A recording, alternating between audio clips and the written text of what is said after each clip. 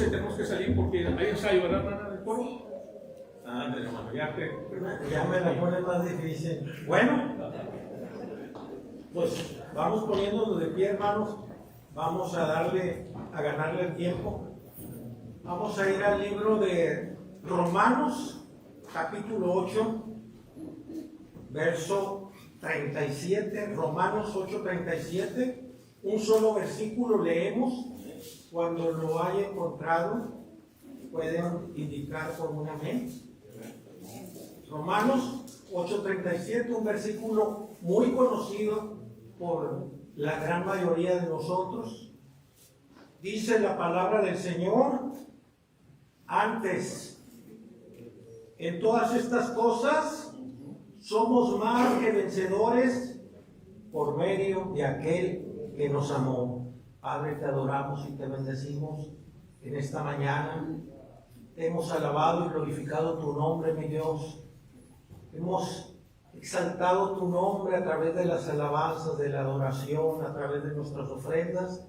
En estos momentos, Señor, tu palabra ha sido leída. Tu palabra, Señor, que es más cortante que toda espada de dos filos, penetre a lo más profundo de nuestro ser. Que ahí sea mirada, Señor. Gracias, Padre, porque nos permites estar aquí en tu casa. Gracias, Padre, que podamos recibir y atesorar el mensaje tuyo en esta mañana, Señor.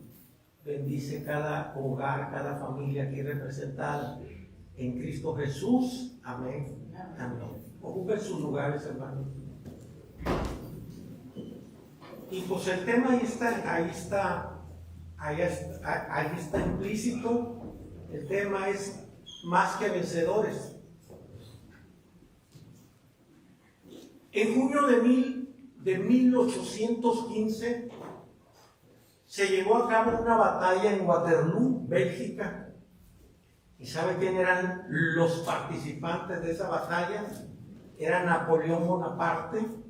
Por un lado se enfrentaba a los británicos, quienes eran comandados por un duque de apellido Wellington, quien había unido fuerzas al ejército prusiano, y había un mariscal Blücher. Ellos dos conformaron un equipo que se iba a enfrentar a Napoleón Bonaparte. Napoleón Bonaparte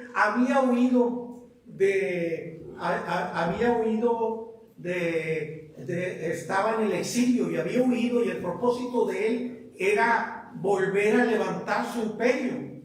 De tal manera que cuando Napoleón Bonaparte, la gente se da cuenta que Napoleón de nuevo quiere levantarse porque buscaba recuperar su imperio, para mucha gente en Europa, Napoleón era temido por reyes y por naciones. Y la guerra se da, el enfrentamiento se da, hermanos. La verdad es que los detalles son muy interesantes. Lo interesante de esto es que Napoleón salió confiando en sus ejércitos, pero, hermanos, había una ofensiva que se habían unido tanto los ingleses como los prusanos, que es una aldea o parte de Alemania, ¿sí? De tal manera que cuando Napoleón Bonaparte empieza a atacar, sabe que al principio empezó a hacer mella en los ingleses, y luego se recuperaban. Era una lucha donde nadie parecía tener la victoria. Pero en un momento, hermanos, cuando estaba enfrentándose el ejército de Napoleón, enfrentándose a los ingleses, llega los prusianos, comandados por el mariscal Blücher. En una de esos enfrentamientos, ¿sí?, el ejército de Napoleón, hermano, se ve diezmado. Y había una parte del ejército. Napoleón tenía un grupo que se llamaran se llamaban la Guardia Imperial. Él tenía toda la confianza en que la Guardia Imperial, hermano, iba a derrotar. El deseo de Napoleón era tomar Europa, ¿sí? Pero finalmente, en una de estos enfrentamientos, hermano, la Guardia Imperial se vio diezmada y el ejército se desmoronó moralmente.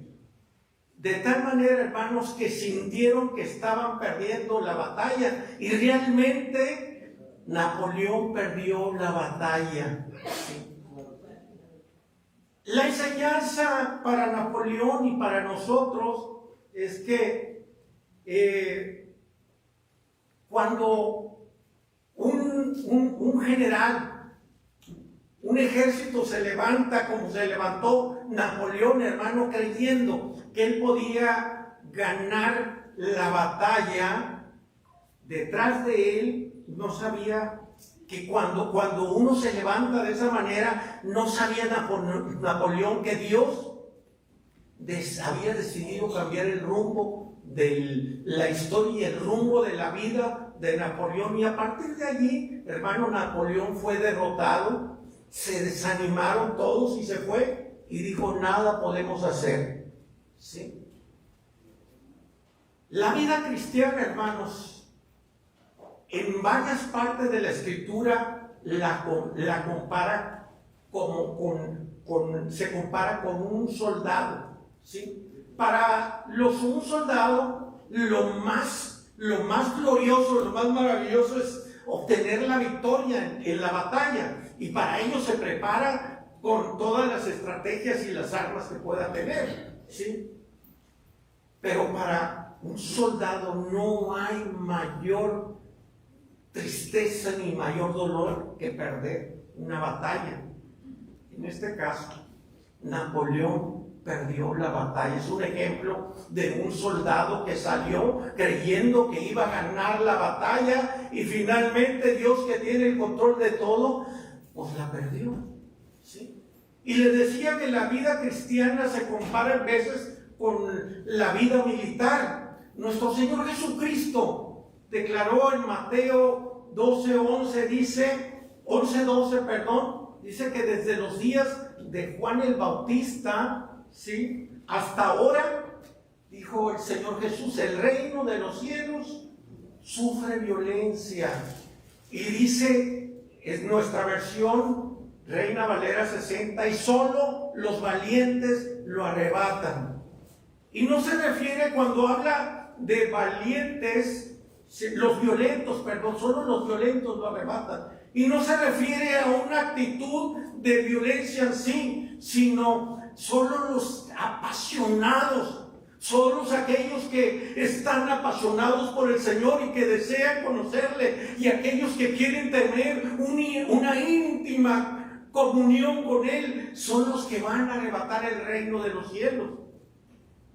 La versión Reina Valera de 1909 dice que los valientes, la versión los valientes lo arrebatan, y nuestra versión 60 dice los violentos lo arrebatan.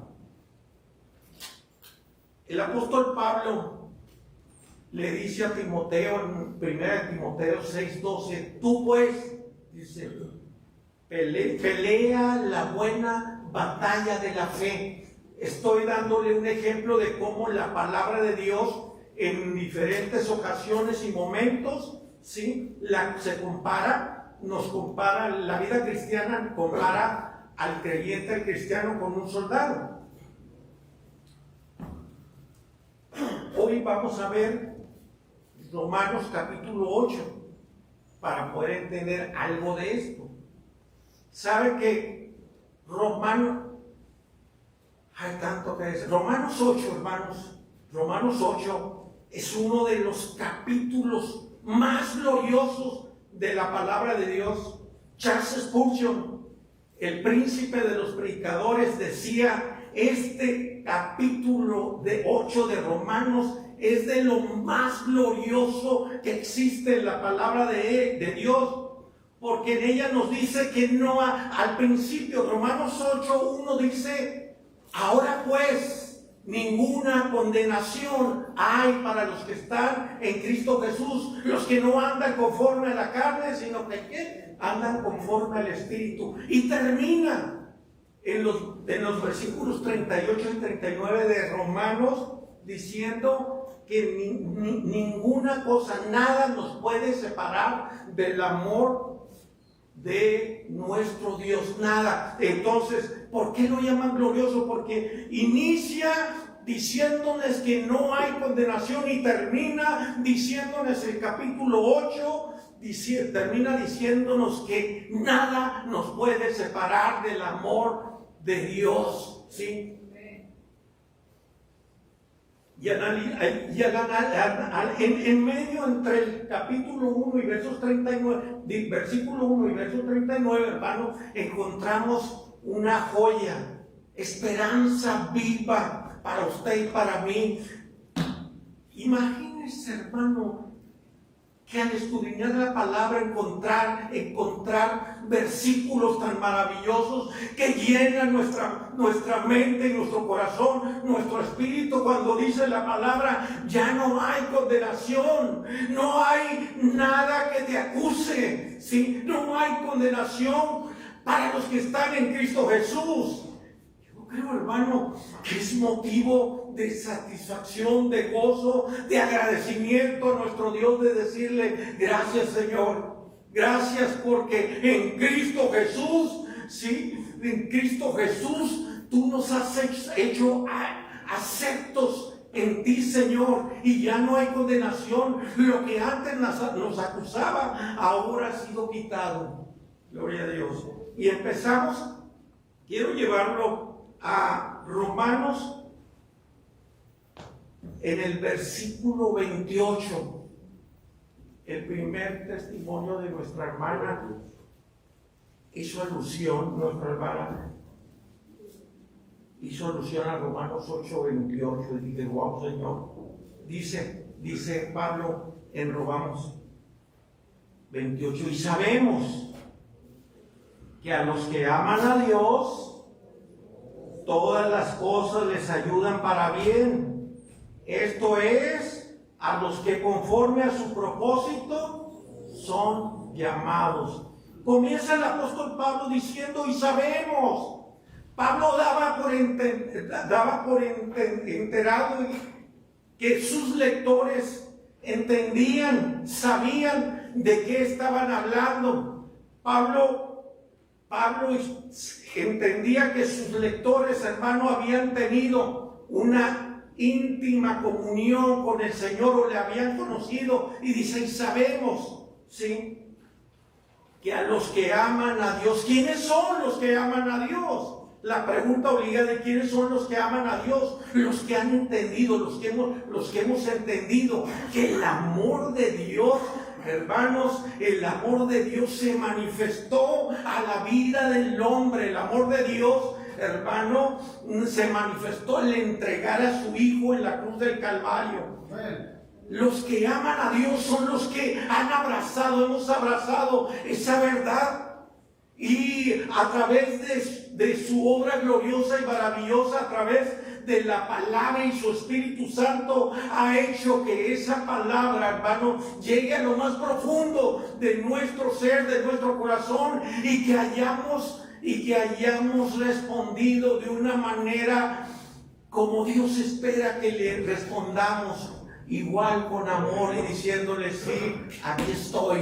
Dice, sabemos que a los que aman a Dios, todas las cosas le ayudan para bien. El apóstol Pablo no está diciendo aquí está diciendo que todas las cosas nos van a ayudar para bien. ¿Sabe que en la vida del creyente, del cristiano, nos vamos a enfrentar a un sinnúmero de situaciones?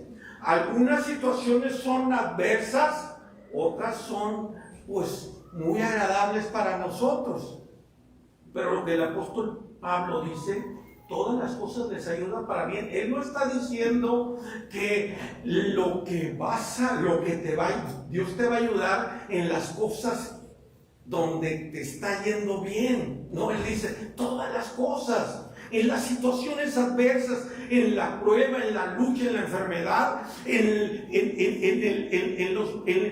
la persecución y en los momentos que estemos viviendo, dice el apóstol Pablo, que todas las cosas las van a ayudar para bien. ¿Y por qué es que todas las cosas nos van a ayudar para bien si algunas cosas no son positivas para nuestra vida? Nos ayudan para bien, hermano, porque la mano de Dios está detrás de todas estas cosas, porque Dios está en control de todo y Dios está preocupado por su vida y por mi vida. De tal manera, hermano, que la que vivamos, ¿sí?, sea bueno, sea malo, dice la palabra de Dios que nos van a ayudar para bien. Y no porque nosotros seamos muy buenos, sino porque Dios está detrás de nosotros. Porque la mano poderosa de Dios que nos guía está ahí atrás de nosotros, al pendiente dice. Y luego dice, porque a los que antes conoció, también los predestinó. Gloria a Dios. A los que antes conoció, hay una palabra, prosignoco. Prosignoco proviene del griego. Cuando dice porque a los que antes conoció, esta palabra proviene del griego, que es prosignoco, que significa conocer de antemano. ¿Sí? Que nos conoció desde antes. ¿Sí? Y en ese conocimiento no solamente está limitado a un conocimiento intelectual. El conocimiento de Dios a cada uno de nosotros, hermano, tiene que ver, ¿sí?, con su omnisciencia, que Él nos conoce, nos ama, que Él, hermanos, es en base a ese conocimiento que Él tiene en cada uno de nosotros, es que nos predestinó, ¿sí? Es en base a ese conocimiento que nos predestinó. ¿Pero para qué nos predestinó? ¿Sí? Para ser conformados a la imagen de su Hijo, ¿sí? ¿Y qué significa ser conformados a la imagen de su Hijo? La palabra también conformados viene del griego simorfos, que significa tener la misma forma o ser moldeados según el modelo. Y lo más glorioso de esto, hermano, que yo veo es que Dios está trabajando y quiere trabajar en la vida del creyente, del cristiano, de usted y mía. Pero miren lo que Dios quiere hacer y lo que Dios está haciendo con nosotros. Quiere, hermanos, conformar en nosotros el carácter, la santidad y la obediencia de su Hijo. Él quiere ponerlo en usted y en mí. ¿Con qué propósito? Para que de eso que Dios está poniendo en usted y en mí, que Dios desea poner, cada vez que usted escucha la palabra de Dios, Dios está hablando a su vida, Dios está trabajando, el Espíritu Santo de Dios comienza a trabajar y a trabajar internamente. A veces usted ni se da cuenta, a veces no nos damos cuenta de la obra que Dios está haciendo, pero Dios quiere conformar en usted y en mí, hermano, a Jesucristo, a su Hijo, su obediencia, su santidad, que esa esté presente en nosotros cada día, para que como resultado de ello, hermano, como resultado, el carácter de Jesús se vea reflejado en usted y en mí. Gloria a Dios.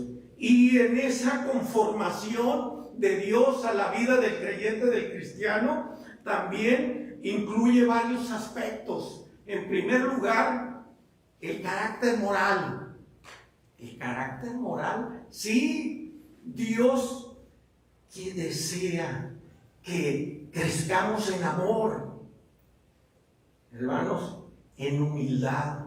Cuando yo analizaba esa humildad, Señor, si ya soy humilde, no, hombre, no eres nada. Te necesitas crecer en humildad para que nos sometamos a Él, para que Él pueda trabajar en nosotros, porque es parte esencial. Si nosotros no somos humildes, si nosotros no nos rendimos al Señor, difícilmente va a poder trabajar en nosotros el Señor, difícilmente va a poder conformar la vida de su Hijo en nosotros. Si estamos hablando de que nos predestinó para ser conformados a la imagen de Cristo, ¿sí?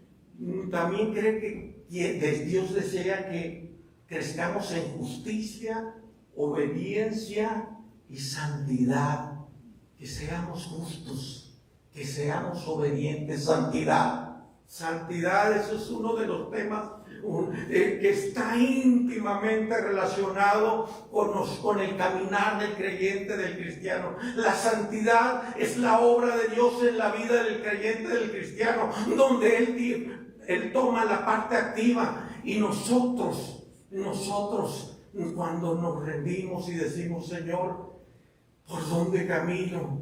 Este es el camino. ¿Qué es lo que tengo que quitar de mi vida? Tú tienes que ser conformado a la imagen de Cristo, y la santidad es esencial. La santidad es separado del mundo, separado del pecado para Dios, separado para vivir una vida plena, una vida donde el Señor Jesús sea conformado en su vida y en mi vida. Dese cuenta, hermano, de ese mensaje glorioso del Señor, un mensaje que Pablo está diciendo: sabes que fuimos conocidos por Él y nos predestinó para que fuéramos hechos conforme a la imagen de su Hijo. Glorioso mensaje. Mire que el plan glorioso de Dios, el amor de Dios manifestado, ¿sí? Luego también Dios desea trabajar en una actitud interior en cada uno de nosotros, ¿sí? Tener la mente de Cristo.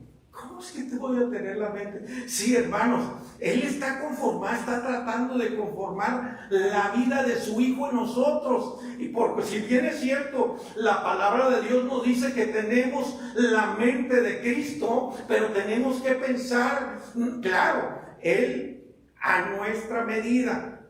Jesús es el Dios eterno y poderoso, el Dios que se encarnó, pero el creyente, el cristiano, debe tener una mente, una actitud, hermano, de obediencia. Y por ejemplo, Filipenses 2:5 dice: haya pues en vosotros ese mismo sentir que hubo también en Cristo Jesús. Tú piensas de la misma manera. Y ahí habla de humildad, de una rendición, porque Jesús, al humanarse, Él se humilló hasta lo sumo y fue obediente hasta la muerte de cruz, ¿sí? Y Dios lo exaltó. Pero entonces, en la vida del creyente, del cristiano, Dios desea trabajar en una actitud interior en nosotros. Tiene que haber un cambio, una transformación cuando nosotros nos rendimos a Él. Y luego dice que debemos participar, trabaja también en la participación de sus sufrimientos y la gloria. Dice aquí en Romanos 8:18, dice: pues tengo por cierto que las aflicciones del tiempo presente, lo que tú estás viviendo hoy, dice, la aflicción que puedas vivir, no es nada comparado con la gloria venidera que en vosotros ha de manifestarse, dice el apóstol Pablo, ¿sí? De tal manera que ser conformados a la imagen, fuimos predestinados, usted y yo, para ser conformados a la imagen de su Hijo Jesucristo. Qué glorioso mensaje y qué amor nos tiene el Padre, hermano, que quiere que nosotros nos parezcamos lo más posible a su Hijo, ¿sí? Y trabaja, les decía, en nuestro carácter moral, en las actitudes, trabaja en nuestro interior. Para ello también nos enseña que debemos ser participantes de los sufrimientos y la gloria, ¿sí? Finalmente, Dios quiere que en usted y en mí haya una transformación final, ¿sí? La conformación plena en la glorificación, dice aquí, para que Él sea, también nos predestinó para que fuéramos hechos conforme a la imagen, para que Él sea el primogénito entre muchos hermanos. La conformación plena es cuando seamos glorificados. Y eso va a ocurrir, hermanos, cuando estemos en la presencia de Dios. Fíjese cómo Dios viene trabajando en cada uno de nosotros, porque quiere llevarnos. Está Dios. Ahorita vamos a ver, pero leía yo y sacaba notas y decía: Señor, wow, tú estás comprometido con llevarnos a la meta. Tú tienes un plan y un propósito, ¿sí? Por eso dice, conforme a su propósito, conforme a su propósito son llamados. Sabemos que los que aman a Dios, todas las cosas les ayudan para bien. Dice, esto es a lo que conforme a su propósito son llamados. Y el propósito de Dios, hermano, es llevarnos a la meta, es estar en su presencia eternamente. Nuestro pastor ayer nos hablaba acerca del destino final de los hijos de Dios. Y el destino final de los hijos de Dios, ¿sabe cuál es? Es estar en la presencia de Dios, es estar eternamente y para siempre, y no nos separaremos de Él. Estar en la presencia de Dios. Y Dios hoy en este tiempo continúa trabajando en su vida y en mi vida, porque nos lleva hacia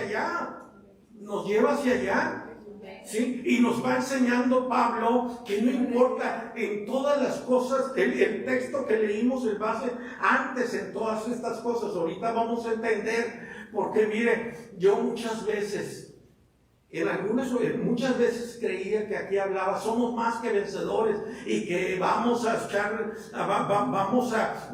por victoria y vamos a guerrear. Y lo que realmente Pablo nos enseña aquí, hermanos, vamos a ir viendo que Él va siendo conformado, Jesús va siendo conformado en su vida y en mi vida, porque Dios tiene un plan glorioso y maravilloso, llevarnos a la meta. Dice: y a los que predestinó, a estos también llamó. ¿Sí? Dice: a los que predestinó, a estos también llamó, y a los que llamó, a estos también justificó, y a los que justificó, a estos también y a los que justificó, a estos también glorificó. Miren, aquí le llaman a estos versículos, a esta porción de la Escritura le llaman la cadena de oro. Sí, la cadena de oro, porque estos versículos, hermano, nos hablan de la obra de Dios. Dice: a los que predestinó. Ahorita vimos que el propósito de ser predestinados es que seamos conformados a la imagen de su Hijo Jesucristo. Y cuando hablamos de predestinación, se refiere al conocimiento desde antes de la fundación del mundo, del conocimiento de Dios, de que que el hombre iba a fallar y Dios iba a enviar en propiciación de nuestros pecados, ¿sí?, a su Hijo, ¿sí? Es la predestinación, es que Dios nos dice: ¿sabes qué? Yo voy a enviar, este es mi proyecto. El proyecto de Dios es su iglesia, hermanos, usted y yo. Y dispuso Él que fuera su Hijo Jesucristo quien llevara ese plan perfecto. Por eso dice: a los que predestinó, a estos también llamó. La predestinación, le decía, es la enseñanza en que Dios antes de la creación estableció su propósito salvador en Cristo, garantizando que quienes son suyos serán finalmente conformados a la imagen de su Hijo Jesucristo. Dice: a estos también llamó. No es una invitación sencilla la que hace el Señor, es un llamado eficaz. El llamado eficaz es que cuando la palabra de Dios es compartida. El Espíritu Santo trabaja en la mente y el corazón de las personas, ¿sí? El Espíritu Santo redarguye y hace que seamos sensibles. Es un llamado eficaz, ¿sí? Porque Dios tiene un plan eterno. Dios tiene un plan y propósito para la vida del hombre y lo quiere llevar a cabo. Y Dios quiere que Pedro, desde los tiempos de Pedro, le decían, ¿dónde está la promesa de su advenimiento? Y Pedro les decía, tranquilos, Dios es paciente, no queriendo que nadie perezca, sino que todos procedan al arrepentimiento. Y el propósito de Dios es que dice que a los que antes predestinó, también llamó. Nos llamó con llamamiento santo, un llamamiento, hermano, eficaz. Un llamamiento eficaz, y yo doy gloria a Dios en esta mañana porque ese llamamiento eficaz llegó a su vida y a mi vida, y es por eso que estamos aquí, porque Dios en su infinita misericordia nos alcanzó, ¿sí? Y es su gracia, su misericordia y su amor la que se manifiestan y se han manifestado en nuestra vida, y Dios quiere que todos le conozcan, ¿sí? Gloria a Dios. A los que llamó, estos también justificó. La justificación, hermanos, es un acto legal de Dios por el cual declara justo al pecador. La justificación, ¿sabe que la justificación, dice, es un acto legal de Dios, pero donde Dios declara justo al pecador? Pero, hermanos, en ese acto legal, Dios nos absuelve, ¿sí? Dios nos absuelve. Esta es la justificación, que Dios nos ha absuelto, ¿sí?, de nuestras culpas, tomando como base el sacrificio de Cristo. Esa es la justificación, que Dios nos ha absuelto, nos ha quitado. Por eso a mí me gusta como empieza Romanos 8:1, diciendo, ahora pues ninguna condenación hay para los que están en Cristo Jesús, porque Dios nos ha absuelto. El juez se constituyó en nuestro Padre, ¿sí? El juez que juzga se constituyó en nuestro Padre, su Padre y el mío, ¿sí? Gloria a Dios. Dice Pablo en Romanos 5:1, justificados pues, tenemos paz para con Dios. ¿Por medio de quién? De nuestro Señor Jesucristo. Gloria a Dios, hermano, porque hemos sido absueltos, ¿sí? El acta de los decretos que nos era contraria fue clavada en la cruz. Ya no hay condenación, hay absolución solamente para aquel que recibe a Cristo. Esto es a través de nuestro Señor Jesucristo, ¿sí? Y a los que justificó, dice Pablo, que dice, también los glorificó. Glorificar, ¿sí? La glorificación es la culminación de la salvación, es la transformación final y completa cuando estemos en la presencia de Dios. Y aquí Pablo habla de glorificó, habla en tiempo pasado, ¿sí? Aunque es un evento futuro, habla en tiempo pasado. A los que justificó, estos también glorificó. Habla de tiempo pasado, pero en realidad es tiempo futuro, cuando estemos en la presencia de Dios. Y esto muestra, hermanos, la seguridad absoluta del plan de Dios. Es tan seguro que puede hablarse como si estuviera ya consumado. Dice Pablo, a los que predestinó, a estos también llamó, y a los que llamó, a estos también justificó, y a los que justificó, a estos también glorificó. Y luego dice, ¿qué pues diremos a esto? ¿A qué se refiere a todo lo que viene diciendo desde el versículo 1 en adelante del capítulo 8? ¿Qué pues diremos a todo lo que viene declarando Pablo? Primero en el versículo 1 dice que ya no hay condenación, y luego dice, habla de la vida en el Espíritu. Acabamos de ver que todas las cosas les ayudan para bien a los que aman a Dios, ¿sí? Y luego dice, y también acabamos de ver que hemos sido predestinados para ser conformados a la imagen de su Cristo, de su Hijo Jesucristo. Por eso dice, ¿qué pues diremos a esto? Si Dios es por nosotros, ¿quién contra nosotros? Gloria a Dios. Dios, hermano, está en favor nuestro. Dios es por nosotros. Dios está a nuestro favor. Y la mayor evidencia de que Dios está a nuestro favor es la cruz. Porque allí, hermano, quedó evidenciada el amor perfecto, divino, ¿sí? Allí quedó evidenciado su amor, ¿sí? Que Dios está Dios es por nosotros. Dios es por usted y por mí. ¿Por qué? Porque Él nos ama en un perfecto amor, un amor divino, un amor eterno, un amor, hermano, que lo manifestó, ¿sí? Al entregar a su Hijo, ¿sí? Sin principio ni fin. Dios nos ama con una intensidad, con toda la intensidad de que es capaz su corazón, el corazón de Dios. Nos ama con una intensidad y un amor, hermano, que no lo podemos a veces ni imaginar, porque ahorita vamos a ver que dice que nos dio lo mejor, lo que Él tenía, lo que nos dio a su Hijo.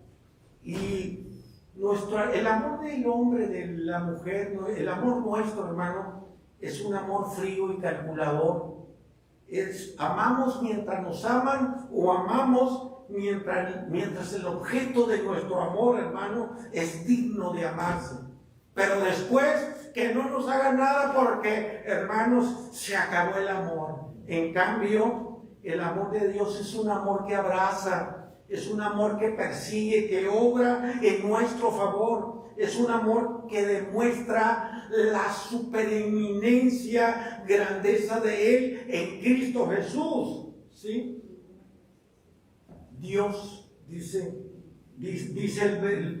sigue diciendo, ¿qué pues diremos a esto? Si Dios es por nosotros, ¿quién contra nosotros? Le decía, Dios está resuelto y ocupado a llevarnos a la meta. Ese es amor. ¿Cuántas veces le fallamos a Dios? Es más, no voy a poner el ejemplo de usted y mí, voy a ponerles el ejemplo de Israel. ¿Cuántas veces le fallamos? Y vemos que del capítulo 9 al 11 habla directamente del pueblo de Israel. ¿Cuántas veces le fallaron?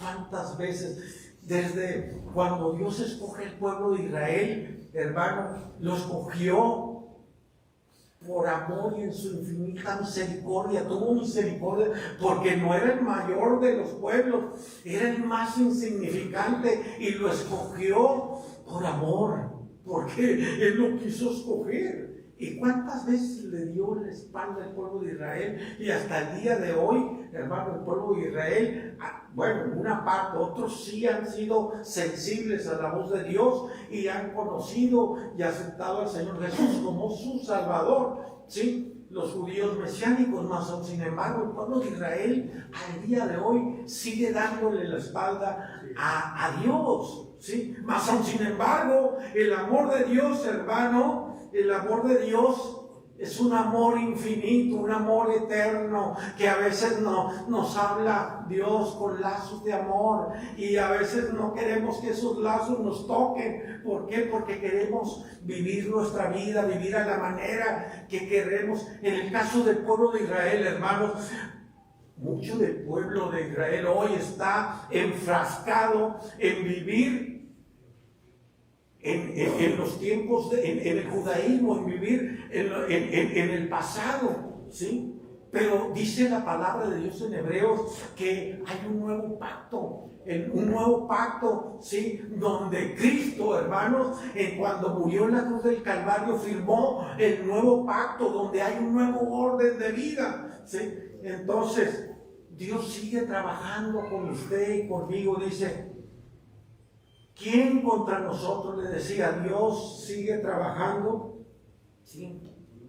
Está enfrascado Dios, y dígale, Señor, tanto es tu amor que estás enfrascado en llevarme a estar contigo eternamente. Y si Él, hermanos, Él tiene el cuidado y el amor para con nosotros, ¿quién se puede levantar en contra de Él? Dice, ¿quién contra nosotros? Dice, el que no escatimó a su propio Hijo, sino que lo entregó por todos nosotros, ¿cómo no nos dará con Él todas las cosas? Sí, Dios, hermano, nos dio a su Hijo, lo más preciado para Él. Allí vemos la calidad y el tipo de amor de Dios. Dio su Hijo. Lo demás, ¿cómo no nos va a dar todas las cosas? Sí, pero cuando dice todas las cosas, por ejemplo, no es escatimar, es entregar o sacrificar sin restricciones, sin reserva, algo. No se reservó nada, entregó lo más valioso, nos dio a su Hijo amado y quedó evidenciado el carácter paternal y un gran acto de abnegación para con el ser humano, ¿sí? Entonces dice, el que no escatimó a su propio Hijo, sino que le entregó por todos, ¿cómo no nos dará también con Él todas las cosas? ¿Y a qué cosas se refiere el apóstol Pablo? Se refiere a que Dios sigue trabajando en su vida y en mi vida. Él nos sigue dando una gracia continua. La gracia continua, hermanos, el favor de Dios. A veces analicemos nuestra vida, hermanos, y preguntémonos, podemos preguntar. Allá usted, cada uno de nosotros, en lo más íntimo de su casa, pregúntese, ¿soy digno de esa gracia? Pero Dios sigue manifestando su gracia, una gracia continua, a veces inmerecida por algunos, por otras apreciada, pero Dios sigue trabajando. También nos da fortaleza en medio del sufrimiento. Sí, en medio de la desesperanza, en medio, hermano, la gente vea a una persona que no conoce a Cristo, hermano, cuando pasa por una situación adversa, cuando pierde a un ser querido, se desmoronan. Pero el creyente, el cristiano, se mantiene firme. ¿Por qué? Porque la fortaleza del Señor, porque la fortaleza de Dios, que tiene cuidado de él, lo levanta y lo restaura. Dios sigue, hermanos, trabajando. Dice, estas son todas esas cosas. Antes, en todas esas cosas, dice, también la perseverancia en esa búsqueda del Señor. ¿Cuántos de ustedes o cuántos de algunos de nosotros nos hemos sentido, ¿para qué avanzar? ¿Para qué continuar? Pero Dios, como dice Pablo en Efesios, pero Dios, que es rico en misericordia, sigue trabajando en usted y en mí. Santificación. La santificación es un tema primordial que deberíamos el creyente, el cristiano, de tomarlo y abrazarnos de ella y decir, Señor, yo quiero caminar contigo conforme a tu modelo, conforme a los preceptos tuyos, conforme a lo que a ti te agrade. Santificación es me separo y yo me enfrasco, así como Él está enfrascado en llevarnos hacia la meta. Yo también debo enfrascarme en agradarle, santificados. Dice el Señor, venida diciendo, sed santos porque yo soy santo. ¿Sí? Dios sigue finalmente la glorificación. Les decía, la glorificación se lleva a cabo en el cumplimiento al final de los tiempos, cuando estemos en la presencia de Dios. Pero antes, en todas estas cosas, dice, Dios proveerá todo lo necesario para que su propósito de Salvador se cumpla plenamente en nosotros. ¿Quién acusará a los escogidos de Dios? Dios es el que justifica. ¿Quién es el que condenará? Cristo es el que murió, más aún el que también resucitó. Agarro 5 minutos para terminar, ¿sí? Para no dejar pendiente, ¿sí? Como pecadores, hermanos, tenemos una deuda con la justicia divina.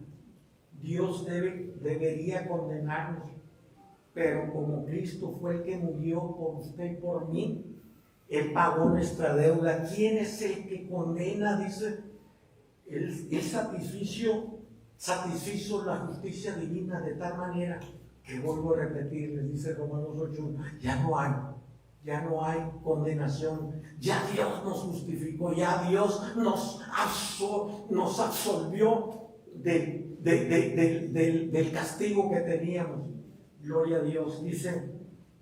Dice, ¿quién nos separará del amor de Cristo? ¿Tribulación, angustia, o persecución, o hambre, o desnudez, peligro, o espada? Como está escrito, por causa de ti somos muertos todo el tiempo, somos contados como ovejas en el matadero. Gloria a Dios. Dicen, ¿quién nos separará del amor de Cristo? Cuando dice, no se refiere al amor que usted y yo tenemos por Cristo, porque les comentaba ahorita, el amor del ser humano es fugaz.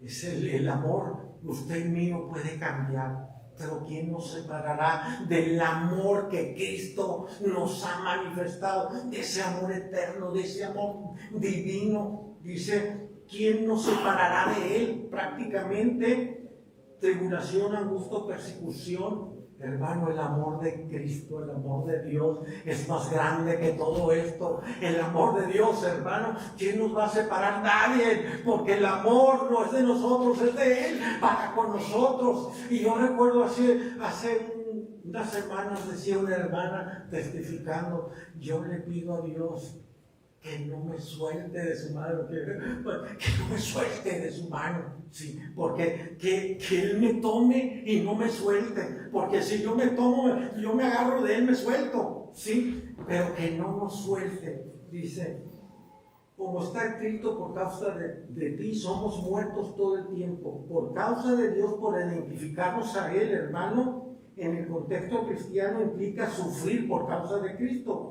No es un sufrimiento cualquiera, sino uno relacionado con la lealtad al Señor. Ya vamos a terminar. Quítele un minuto. Jesús mismo enseñó que sus seguidores enfrentarían oposición. Si a mí me persiguen, pues a vosotros también lo van a perseguir. Dice, la iglesia primitiva fue perseguida, hermanos. ¿Qué no le pasó a la iglesia? Es más, uno de los grandes detractores de la iglesia fue Saulo de Tarso.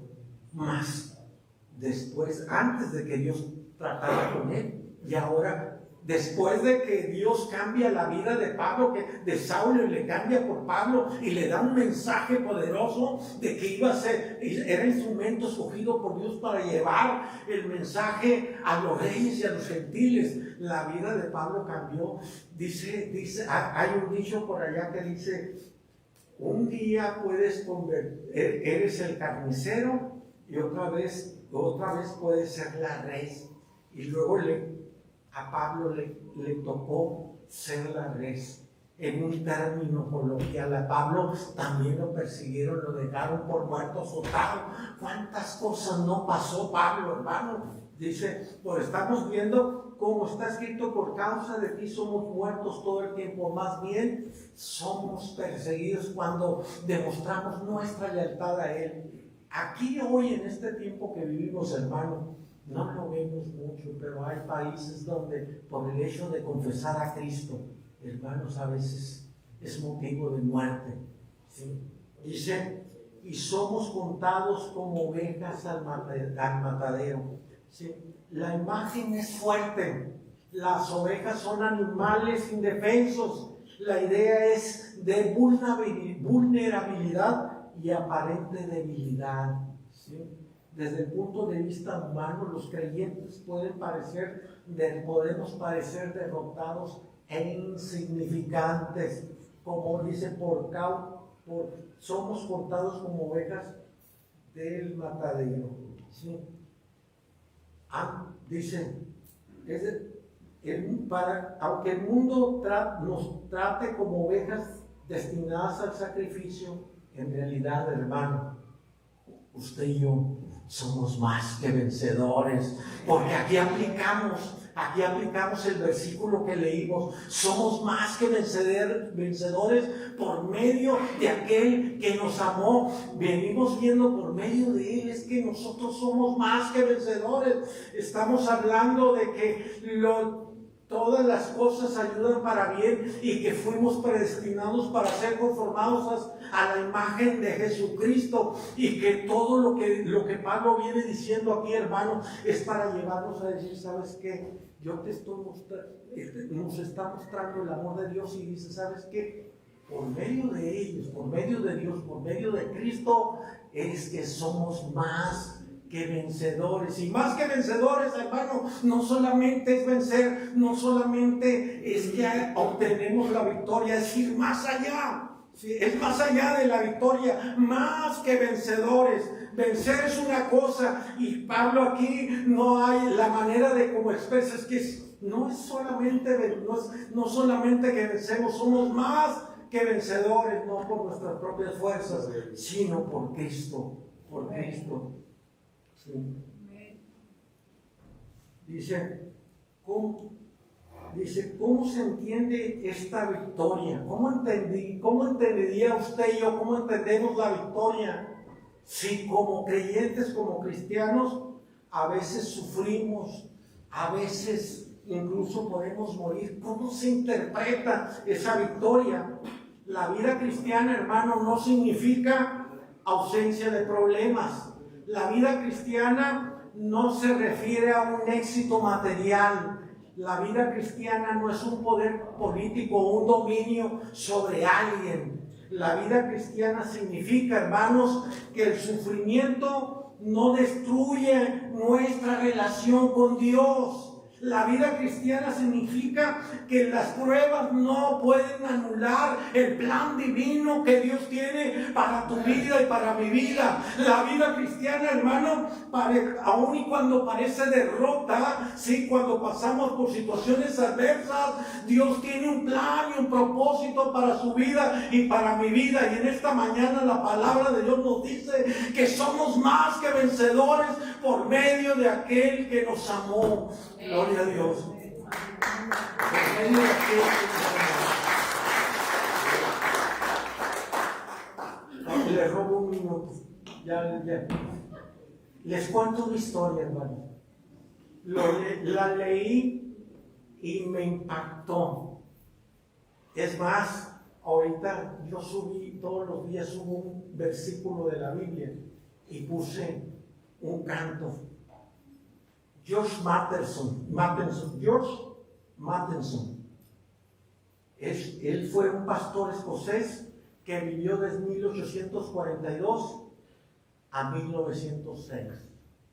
¿Sabe que este pastor fue teólogo? Y en un momento de su vida, en la edad joven de 20 años, se queda ciego.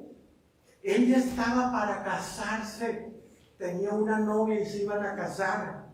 Pero la novia de George decidió que no se iba a casar, porque dijo, ¿cómo voy a pasar mi vida casada con un hombre ciego?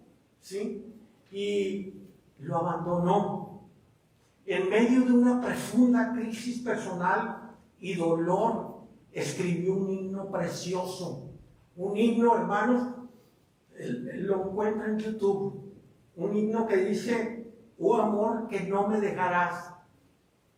Dice, oh love that will not let me go. Así lo encuentran. ¿Sí? Oh amor que no me dejarás, descansa mi alma siempre en ti. Es tuya y tú la guardarás. Y en el océano de tu amor, más rica al final será. Así escribió George Matheson. Ese canto es un himno precioso. Y ahora desde allí hoy lo traigo lleno. Está precioso, hermano. ¿Qué quiero enseñar? ¿Qué nos enseña esta historia? Que Dios no te va a dejar, hermano. Dios no te va a dejar ni me va a dejar. En medio de en todas estas cosas somos más que vencedores. A los que aman a Dios, todas las cosas les ayudan para bien. Si es la prueba, si es la lucha, si es la enfermedad, si es lo que tú quieras, hermano, por lo que estés pasando, Dios no te va a dejar. Y luego concluye Pablo, Romanos 39, 38 y 39, se lo leo y allí terminamos. Dice, por lo cual estoy seguro que ni la muerte, ni la vida, ni ángel. Cuando analizamos esto, tenemos la convicción de que ni la muerte ni la vida, y más la muerte, ¿cómo te va a separar del amor de Cristo? Decía Pablo, para mí el vivir es Cristo y el morir es ganancia. Realmente la muerte, ¿cómo nos va a separar, hermano? La muerte, dice, escuché a un hermano decir, la muerte es la carroza que nos lleva adelante de la presencia de Dios, sí, porque el creyente estar en lo más glorioso es estar en su presencia. Dice, ni la vida, ni ángeles, ni principados, ni potestades, ni lo presente, ni lo porvenir, ni lo alto, ni lo profundo, ni ninguna otra cosa creada nos podrá separar del amor de Dios, que es en quien, en Cristo Jesús, Señor nuestro. Amén. Somos más que vencedores por nuestro Señor Jesucristo. Amén. Póngase de pie, hermanos, en esta tarde. Padre, te adoramos, te bendecimos, te damos gracias, Señor, por la participación de tu palabra. Te amamos, Señor. Gracias, Dios, por ese amor inefable, ese amor que tú has tenido para cada uno de nosotros. Y en esta mañana, a través de tu palabra, tú nos recuerdas que somos más que vencedores, Señor, en ti. En ti, Señor, hemos sido justificados. En ti, Señor, nuestra vida descansa en paz, Señor. Nuestra vida está en paz. Y tú estás trabajando con cada uno de nosotros en esa búsqueda, en ese deseo ferviente de adorarte. Despierta en nosotros en esta mañana, Señor, una pasión, un deseo por agradarte, por servirte. En Cristo Jesús, bendice a cada uno de mis hermanos aquí presentes, cada familia, cada joven, cada hogar representado, sea bendecido por ti. Bendición de lo alto. Amén. Amén. Dios les bendiga, hermanos.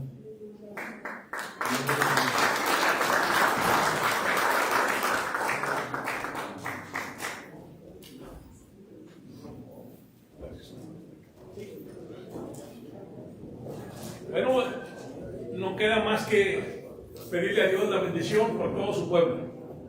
Y como siempre hacemos esto, le decimos gracias, Padre Santo, por enviar el tesoro del cielo, Jesucristo, a morir por nosotros. Y gracias, Señor, por llegar a la cruz del Calvario y dar tu vida por nosotros. Y gracias, Espíritu Santo, por estar aquí presente, trayendo la convicción propia del pecado, de necesidad, de búsqueda, y por satisfacer cada necesidad espiritual. Ahora, Señor, vaya con cada uno de nosotros en nuestros hogares y podamos iniciar una semana bendecida de parte suya, en el nombre de Jesús. Amén. Si usted ha llegado con una necesidad, Dios ha oído su necesidad. Salude a los hermanos, que Dios me los bendiga. Nos vemos el miércoles con el favor de Dios. Por favor, el ensayo rápidamente, mi hermana lo necesita ya aquí, ¿verdad? Hermanos y